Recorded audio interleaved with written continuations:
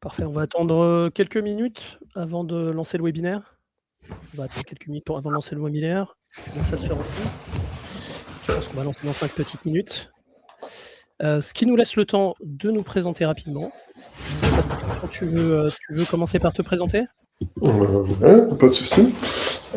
Du coup, je m'appelle Christian Herral, ça fait, depuis quelques temps que je suis chez Drakkar. J'ai un profil plutôt, comptabilité, j'ai fait un DCG et derrière, j'ai fait des études, en informatique, pour, tout ce qui va être la gestion des entreprises et ça fait 6 ans que je mets en place des logiciels de gestion et de comptabilité. Super.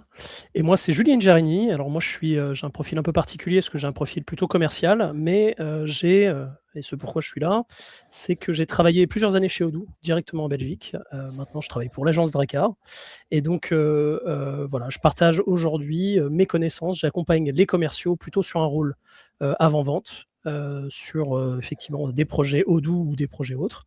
Mais je les accompagne sur des projets, plutôt à orientation Odoo. Et le but aujourd'hui, l'objectif, c'est qu'on discute ensemble, de la facturation électronique et comment elle va pouvoir être gérée, dans Odoo. Hem, alors je vais juste regarder combien on a de personnes et puis si on a un peu de monde, on va pouvoir lancer.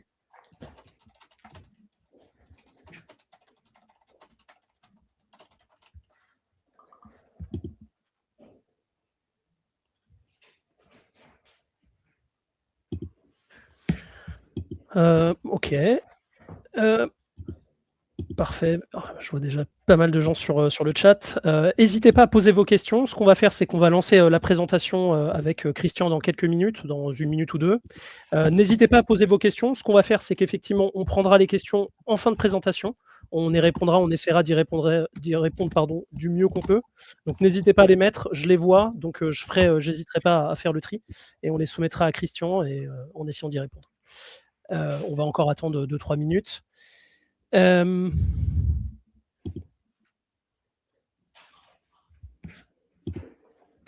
Hop là.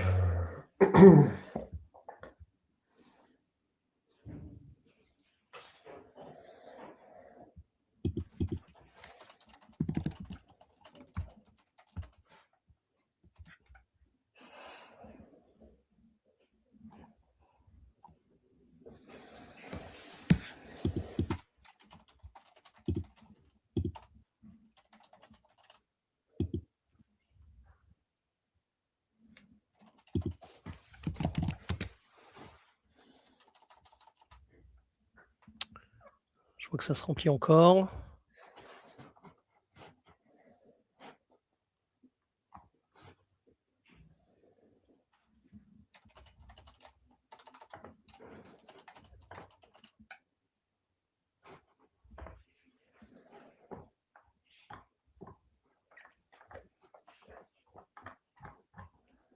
Je pense qu'on va pouvoir bientôt commencer. Mmh. Donc comme vous le savez, aujourd'hui, et très bientôt au mois de septembre, il va être temps de passer à la facturation électronique. L'État nous a finalement, dotés à tous d'une loi et surtout d'un dispositif pour qu'on puisse, échanger nos factures, via les serveurs de l'État. L'enjeu aujourd'hui, c'est de se comprendre quelles sont les différentes réglementations auxquelles vous allez devoir, vous les entreprises, vous plier, dans le cadre de cette nouvelle directive européenne sur la facturation électronique. Alors là, aujourd'hui, on la verra plutôt sous le regard purement français, mais effectivement, c'est un dispositif qui va être amené à s'étendre de pays en pays. C'est déjà le cas en Belgique et c'est déjà le cas dans d'autres pays européens. En France, on est, je dirais, au milieu du pack, dans l'intégration de cette plateforme et Christian, à qui je vais donner la main, dans une petite seconde, va nous présenter les différentes obligations auxquelles chaque entreprise en France va devoir se plier. Christian. Oui, tout à fait. Donc, merci pour la petite présentation, petit résumé, c'est parfait. Donc, les facturations électroniques, la réforme, d'abord, il faut savoir que c'est toutes les entreprises assujetties à la TVA qui sont concernées. Quand on dit assujetties à la TVA, c'est que même les personnes qui sont en franchise de TVA, par exemple, on va pouvoir dire toutes les personnes qui sont en auto-entreprise ou toutes les personnes qui vont avoir des SCI avec l'option à l'IR, ça peut être considéré comme des entreprises assujetties à TVA, même si elles n'en sont pas redevables, elles doivent être conformes à la réforme de la facture électronique. Donc, il faudra bien vous retourner par rapport à votre cabinet d'expertise comptable qui va vraiment vous valider le fait que vous êtes dans l'obligation et dans le cadre de la réforme de la facture électronique. Elle se compose de 3 éléments, donc le e-invoicing, le e-reporting et des nouvelles mentions obligatoires qui vont apparaître sur les factures. Et enfin, je vais présenter le calendrier d'étape en étape pour savoir qui c'est qui va être concerné au niveau de quelle date. Donc, le e-invoicing, on parle bien des échanges de factures entre les personnes françaises de B2B. Donc, c'est entre 2 entreprises. Ici, on a un petit schéma qui représente qu'est-ce que c'est en fait le e-invoicing. C'est fourni par l'État.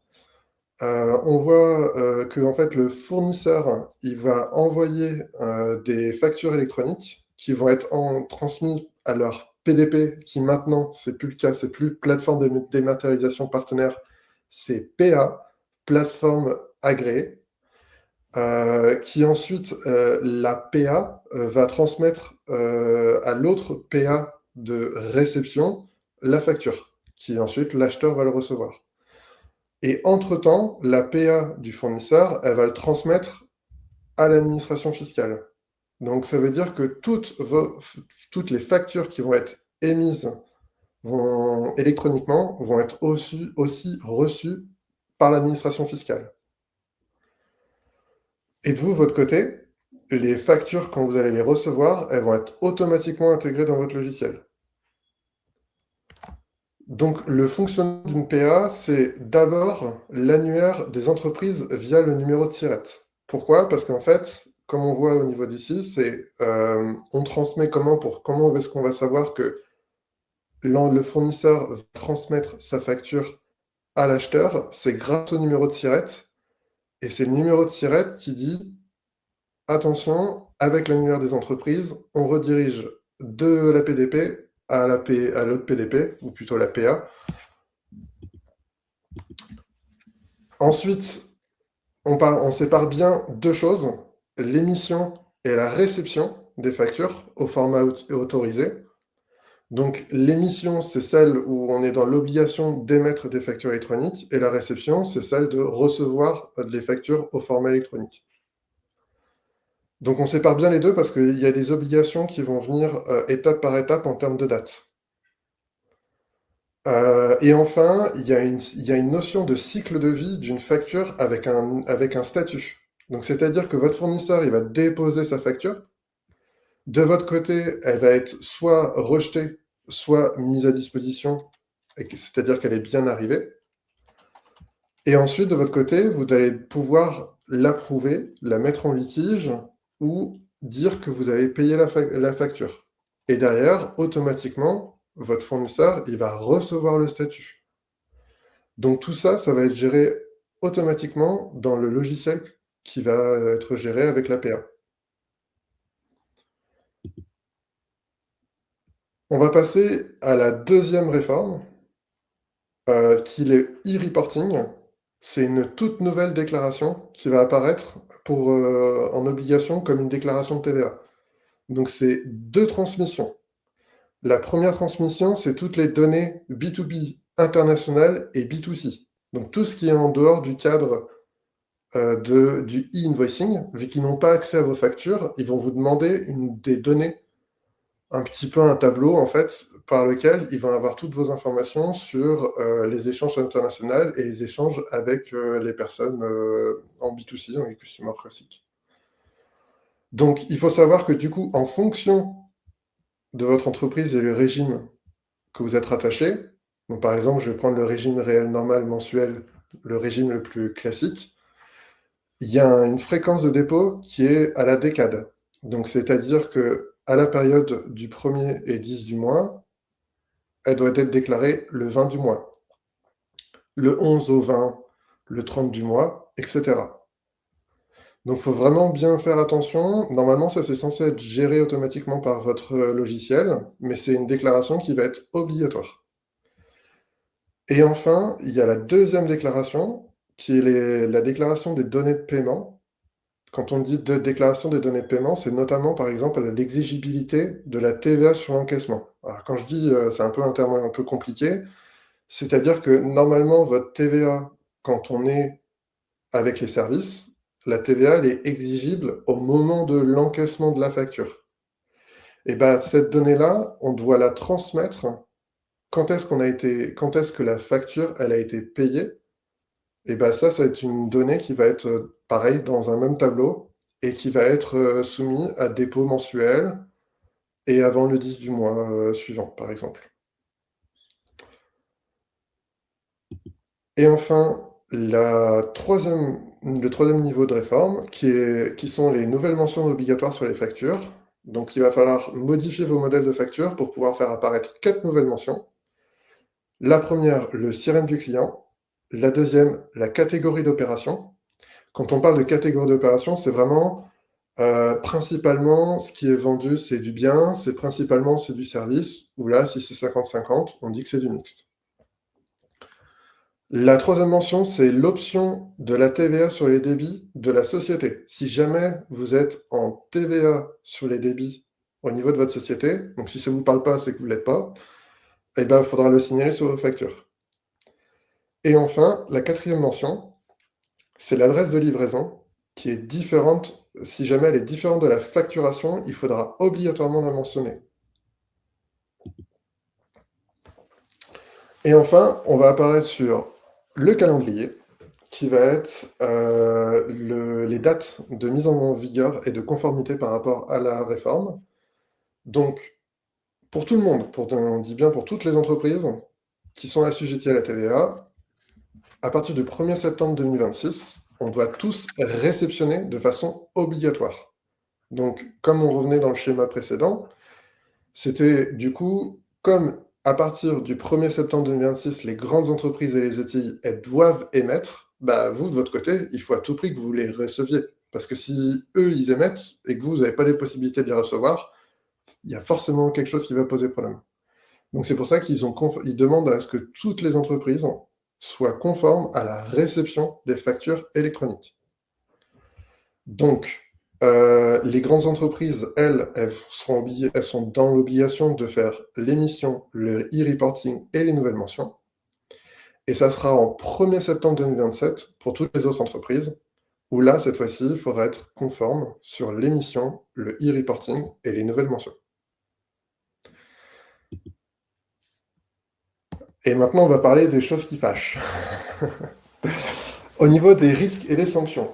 En fait, au niveau opérationnel, si jamais vous ne conformez pas, il y a un risque de refus systématique à partir de 2027, notamment, principalement pour les autres entreprises, que les factures soient refusées par le client ou carrément par la plateforme, parce que il manque des mentions, il manque des éléments qui refusent automatiquement votre facture. Et aussi que, comme les votes factures ne tombent pas dans l'administration fiscale, vous pouvez retrouver avec un redressement fiscal automatisé. Donc vraiment, il y a un contrôle qui peut être très important de la part de l'administration fiscale. Et en cas de non-conformité, vous pouvez avoir des sanctions qui ont été définies par la loi de finances en 2026. Les factures non émises, c'est 50 € par facture, avec un plafond de 15 000 €, etc., etc. Donc voilà, c'est un petit tableau pour si vous avez besoin de mieux comprendre. Et là, on va enfin tomber sur pourquoi Odoo. Exactement, voilà. L'idée, c'est qu'aujourd'hui, dans notre compréhension du marché, Odoo présente un réel intérêt, au-delà du côté du fait que ça soit une solution ouverte, ERP, qui vous propose beaucoup d'autres services que simplement être une plateforme agréée. En tant que plateforme agréée, elle a des avantages qui sont vraiment très intéressants pour toutes les entreprises.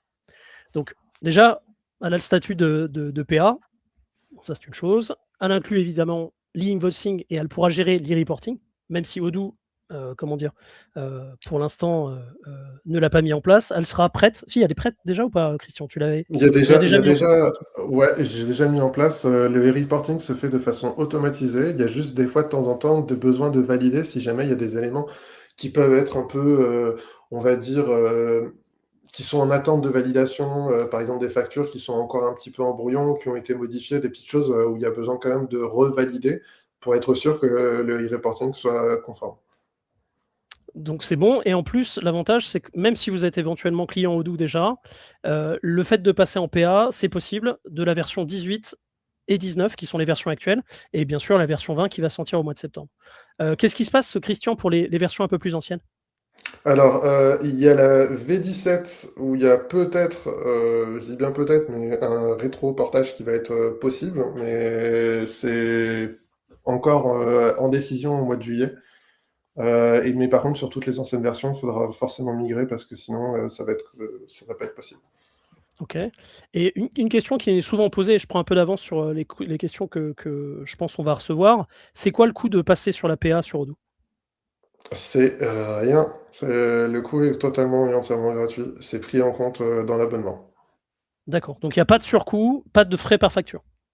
Non, et voire même, en fait, ce qui peut être bien, c'est que normalement, Odoo, on paye aussi pour un service qui est de reconnaissance des factures, une nocérisation, si ça dit. C'est qu'en fait, il y a une IA qui va lire une facture et qui va ensuite pré-remplir l'écriture comptable. Et ben maintenant, ce service-là, il va être moins utilisé parce que automatiquement, dans la facture dite électronique, on a déjà toutes les informations de ce qu'il y a dedans. Et donc, il n'y aura plus besoin de payer pour ce service-là parce que de leur côté, ils ont juste besoin de lire ce qu'il y a dans le fichier et derrière, ils vont remplir l'enregistrement de l'écriture. Les champs directement qui vont être directement peuplés. Je vois qu'il y a C'est ça. des questions qui vont arriver. Une question qui est très intéressante de Gwendoline Gruot. Est-ce que l'activation a des conséquences sur notre configuration Odoo existante? Alors oui, tout à fait. C'est hyper intéressant. C'est qu'en fait, il y a notamment une fois que vous l'avez envoyé, la facture électronique, uniquement pour le domaine du B2B, il n'y aura pas la possibilité, ça c'est ce qui a été dit en tout cas pour Odoo pour l'instant, il n'y aura pas la possibilité de la remettre en brouillon. Pourquoi? Parce que ça a été déjà transmis une première fois à la DGFiP, et du coup, retransmettre avec des modifications, forcément, la DGFiP, elle va pas comprendre. Et du coup, ce qui arrive aussi par rapport aux autres factures de vente de tout ce qui va être B2B, ça c'est validé, mais tout ce qui est B2C, on pourra peut-être remettre en brouillon et changer et corriger le e-reporting si on est dans la période, mais après, ce qui est en dehors de la période de la décade ou autre, il y aura peut-être la possibilité de remettre en brouillon, et ça, ils sont en train d'analyser le sujet. Ça, c'est Voilà. encore en décision et ça sera plutôt une réponse pour la rentrée, quoi. Voilà, mais normalement, ils ont dans l'option de faire une annotation, une ligne qui vient dire on a corrigé la ligne précédente avec cette nouvelle déclaration. Donc après, Mais ça, voilà, c'est sous actuellement ça réserve, compte sous pas. réserve de validation, pour l'instant, c'est pas encore fait. Exactement. Et derrière, dans les fiches des contacts, on va pouvoir dire si quel format on envoie au niveau du e-invoicing, parce qu'il y a trois formats qui sont acceptés. Actuellement, Odoo, il a choisi le format UBL, mais rien ne nous empêche de, si jamais votre personne, votre fournisseur, votre client, je veux dire, veut recevoir une facture au format facture X, vous pourrez aller chercher directement ce format-là. Donc, il y a quelques petits éléments à droite, à gauche qui Ouais, apparaissent lorsqu'on active ça. tout n'est pas encore finalisé. Il y a encore des éléments qui bougent encore, mais comment dire, qui vont être stabilisés d'ici la rentrée, on l'espère. Tout à fait. OK. J'ai 2-3 questions encore supplémentaires qui sont pile sur le sujet. Qui doit faire l'activation? Bon, ça, je vais la prendre cette question. L'activation, en fait, elle est pas extrêmement compliquée à faire. Elle est un peu technique. Il faut avoir un peu de connaissances dans Odoo, mais elle est pas vraiment compliquée à faire. Donc soit vous êtes accompagné par un partenaire Odoo, comme nous on peut l'être. Donc je vous inviterai dans ces cas-là à vous tourner vers votre partenaire Odoo, à condition évidemment que la configuration comptable soit à jour, donc que le module comptabilité était correctement paramétré. Et donc après l'activation du PA, se fait assez facilement pour toute la gestion de factures. Ou sinon, vous pouvez très bien nous contacter. Nous, on est effectivement, et je le présenterai juste après, on est partenaire Odoo certifié, avec effectivement la chance d'avoir Christian qui maîtrise très très bien l'outil compta et qui est également diplômé en comptabilité. Donc c'est aussi une possibilité que vous pouvez faire, de vous rapprocher de nous. Donc pour vous rapprocher de nous, c'est assez simple. Vous allez directement sur notre site internet dracar.io et on fait très facilement, on prendra contact avec vous et on verra si effectivement une intervention est nécessaire ou si on peut vous former rapidement. Pardon. Alors j'ai une question de Marine Gascoin pour les Versco. Alors je suis pas sûr de comprendre la question, peut-être que Christian, toi tu peux peut-être la prendre. Non? Non, ça me dit rien. Alors non, ça dit rien. Mmh. Alors pardon, excusez-moi. Pour les facturations internes, Ouais. j'avais ça. Ouais, vas-y, vas-y. Alors, ouais, pour les facturations internes, c'est pareil, c'est les mêmes obligations légales, c'est du B2B. Donc en fait, votre facture, elle va partir aussi à l'administration fiscale et ensuite, vous allez la recevoir aussi dans le logiciel. Donc forcément, il va y avoir vraiment quelque chose qui va être aussi à revoir au niveau de Odoo. Si vous avez des facturations automatiques, des facturations qui partent d'une société A vers la société B, qui est dans le même dossier, et ben automatiquement, vous allez devoir enlever en fait cette configuration pour éviter que ça apparaisse deux fois, parce que en fait, on émet, automatiquement, ça va atterrir dans votre logiciel via l'APA. Donc, au final, maintenant, il n'y a plus besoin de transmettre automatiquement la facture dans le logiciel en interne. Alors, pour la version 17, justement, une question de Marine Gascoin. Quand est-ce qu'on sera fixé sur la portabilité de la version 17? Courant juillet. Courant On n'a juillet. pas, ouais, c'est vraiment c'est les seules dates que j'ai eues et c'est quelque chose qui va être important à suivre par rapport à À ça. Je confirmer suis tout avec à fait Odoo, du d'accord. coup. Oui. Effectivement. J'ai une question de Noémie Martin qui nous demande est-ce que Odoo va rajouter un statut de facture entre le statut brouillon et le statut confirmé s'il supprime la fonction remettre en brouillon? Et ben en fait, de base, votre statut, le statut de la facture, elle est en brouillon, et quand vous la confirmez, et en fait, ça empêche en effet de remettre en brouillon, et voire même ça dit de l'autre côté au fournisseur comme quoi vous avez accepté la facture. Donc il y a des statuts qui se font automatiquement. Donc c'est-à-dire que vous l'envoyez automatiquement quand ça va être vous êtes en vente. Vous l'envoyez, et ben de l'autre côté, vous allez avoir des statuts qui vont se synchroniser. Et vous, en achat, lorsque vous acceptez une facture, votre fournisseur va être courant que vous l'avez acceptée. Lorsque vous l'avez marqué comme quoi elle est payée, votre fournisseur va automatiquement va être signalé automatiquement comme quoi la facture a été payée. Et si jamais vous la refusez, il y a un petit encart qui va apparaître et qui va vous demander pourquoi vous l'avez refusé. Comme ça va transmettre automatiquement la raison de votre refus auprès de votre fournisseur. Parfait. Bon, alors on a traité quand même pas mal de questions. Un petit point sur Odoo, puisqu'on en parle pour les gens qui seraient là, qui souhaiteraient un peu plus d'informations sur Odoo. Donc Odoo est une solution ERP qui gère de la comptabilité et qui a qui a fait les démarches pour être plateforme agréée. C'est une solution qui couvre beaucoup de modules. Donc il y a à peu près 80 modules en standard dans Odoo. Dracar est une agence qui est certifiée sur Odoo. Et ça a été vraiment notre ERP de prédilection. On fait toutes nos configurations aujourd'hui sur Odoo Entreprise, donc qui est la version sous licence de Odoo, fournie directement par l'éditeur.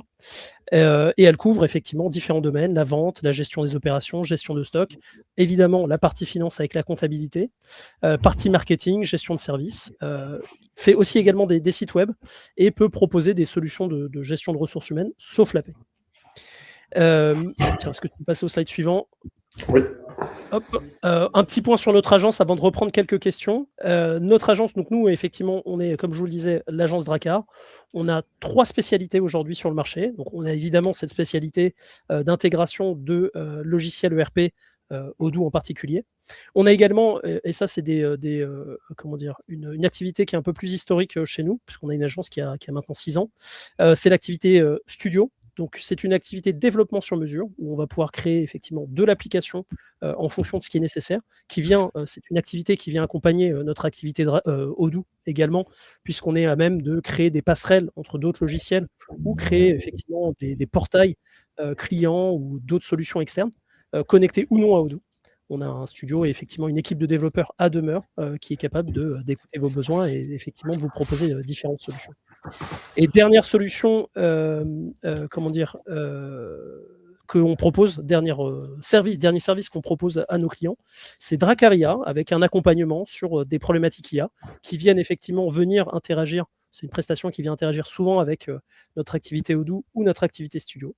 Et l'idée, c'est effectivement réfléchir à vos cas d'usage, optimiser l'utilisation de l'IA dans votre structure et pourquoi pas vous proposer des solutions complètes avec des IA, soit des IA maison, soit des solutions IA qui viendraient compléter des développements sur mesure ou des projets Odoo.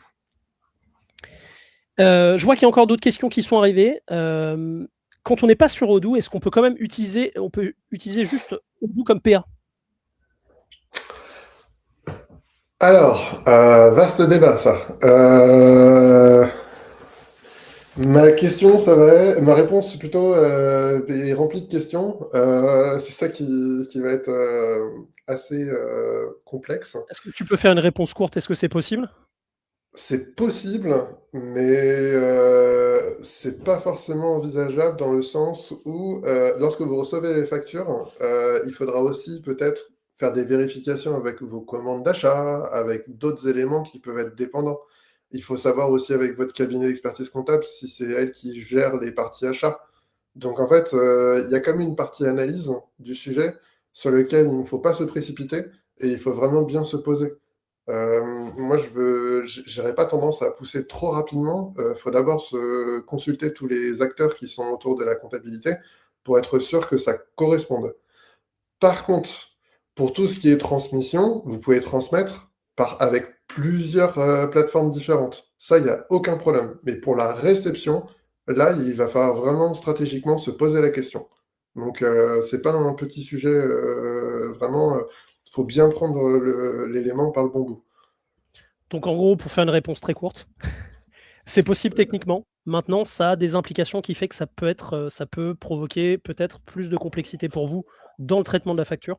Mais techniquement, si vous voulez vous conformer juste à la législation, oui, c'est possible.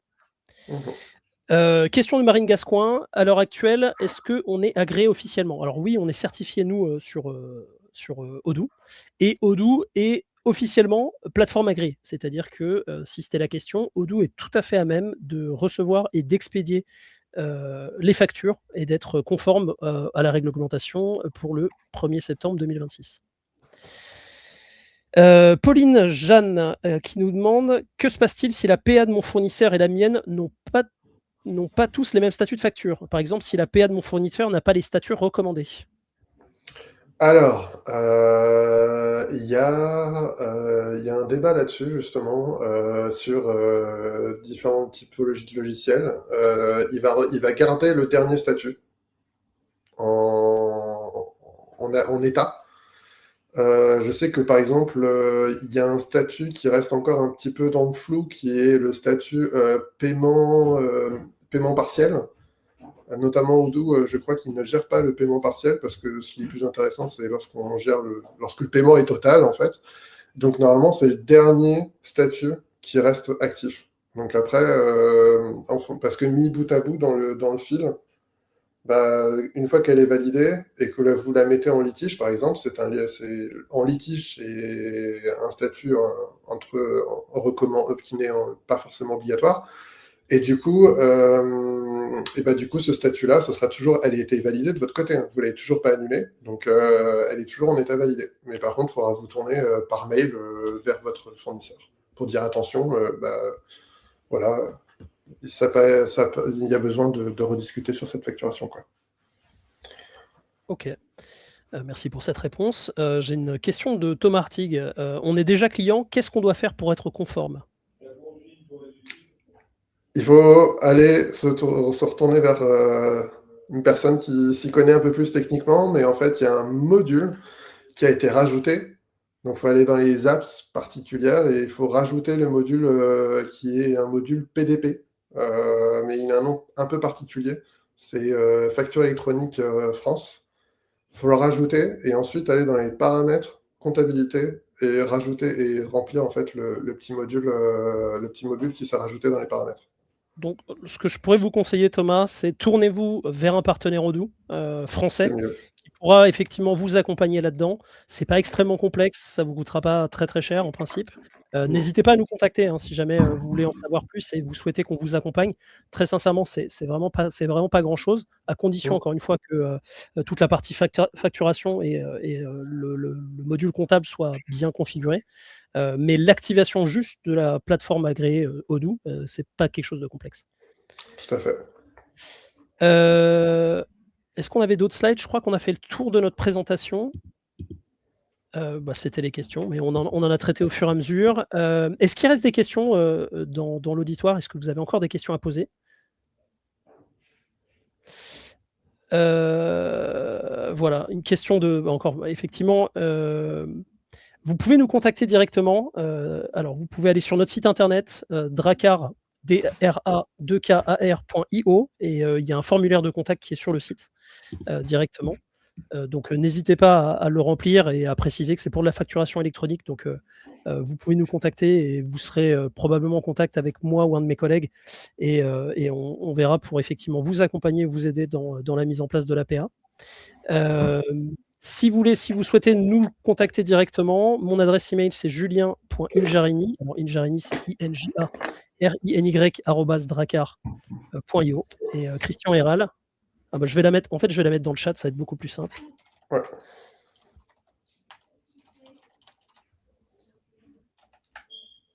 Sans faute de frappe, parfait. Et toi, Christian.Héral@dracar.io. Voilà. Oui. Tu l'avais déjà mis. Donc, si vous voulez nous contacter, n'hésitez pas. Je vois une question de Gilles qui nous demande donc toutes les factures EDF et Orange, par exemple, arriveront automatiquement dans notre comptabilité. Effectivement, oui, tout à fait. Oui, donc, si vous avez une PA, ça sera tout à fait le cas. Plus besoin de faire de la ressaisie. Elles seront en plus, si vous avez un logiciel comptabilité qui est connecté à votre PA, elles seront automatiquement saisies et enregistrées dans votre logiciel. Donc, c'est ça l'avantage. En termes de praticité, ça va être beaucoup plus simple sur toutes les factures professionnelles. Noémie Martin nous demande comment je sais si la facture est refusée par mon client. Est-ce que je le vois dans Odoo ou dans mon journal de vente? Eh ben, oui, il y aura des nouveaux statuts qui sera statut facture électronique et qui vont vous dire en fait sur le statut de votre facture à la fois en achat et à la fois à la vente. Donc voilà qui répond à votre question. Écoutez, très bien. On va voir s'il y a encore d'autres questions qui arrivent. Sinon, on sera arrivé au bout de notre petite demi-heure qu'on avait prévue pour ce webinaire, format court. Tiens, Pauline Jeanne qui nous pose une petite question. Où doit-on déclarer notre PA de réception? Y a-t-il des documents nécessaires pour déclarer quelle est notre PA? C'est dans le logiciel par lequel vous allez passer que vous allez signer un contrat avec la PA qui va vous inscrire dans l'annuaire des entreprises. Il faut savoir que à tout moment, vous pouvez vous désinscrire, vous inscrire avec une autre PA s'il y a besoin. On n'est pas attaché, mais poings et pieds liés par rapport à ça. Et les documents qui sont nécessaires, c'est votre carte d'identité ou le passeport valide.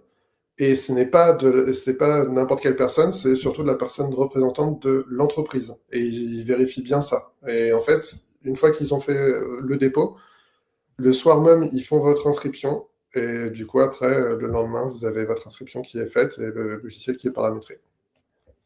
Oui, alors, petite chose qu'on n'a peut-être pas précisé, dans Odoo, c'est assez simple puisque ça ne génère pas de services supplémentaires ou de facturation supplémentaire. Faites attention toutefois avec les autres logiciels, je pense notamment à Sage, Cegid, Divalto, etc., qui demandent de signer des nouveaux contrats pour couvrir ce service qui sont facturés. Donc faites bien attention. Toutes les PA ne sont pas gratuites comme celle de Odoo.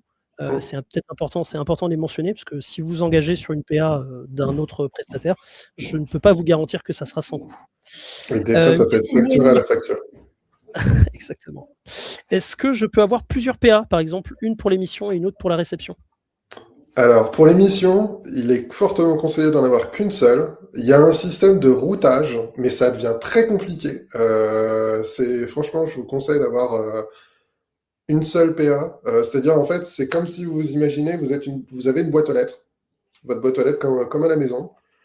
En fait, vous voulez recevoir votre courrier, vaut mieux avoir qu'une seule boîte aux lettres, hein. C'est comme ça, au moins, on est tranquille, on sait par où tout va passer. Euh, Par contre, pour l'envoi, rien ne vous empêche d'avoir plusieurs logiciels, d'avoir n'importe quel PA, tant que ça envoie, c'est le principal. Vous pouvez passer par la poste, Colissimo, ce que vous voulez. Il n'y a pas de problème. C'est principalement sur le cas de l'émission qu'il va falloir vraiment se poser la question correctement de bout à bout. Ok, Pauline me demande, pardon, est-ce que c'est la même démarche pour déclarer nos PA d'émission? Il n'y a même pas besoin de déclarer votre PA d'émission. Par un logiciel, va falloir voir le paramétrage pour pouvoir dire et d'envoyer vos factures. En gros, Donc, il n'y a pas l'enjeu, il se besoin. retrouve plutôt sur la PA de réception plutôt que celle d'émission. Tout à fait. Ok, super. Alors, on va prendre une ou deux dernières questions, s'il en reste. Mais je crois qu'on a fait le tour. Si. Hop. Avec plaisir, Noémie. Non, je ne vois pas d'autres questions. Eh bien, écoutez, merci beaucoup, Christian, d'avoir participé et d'avoir bien voulu nous expliquer aujourd'hui en quoi consistait la facturation électronique. Et puis, écoute, on se retrouve bientôt. On fera probablement d'autres webinaires de ce genre sur des points de régulation. Et je pense que c'est un sujet sur lequel il y a encore beaucoup de questions et beaucoup d'informations à vous apporter. Donc, merci beaucoup de votre attention et je vous souhaite une bonne journée. Merci à vous. Bonne journée.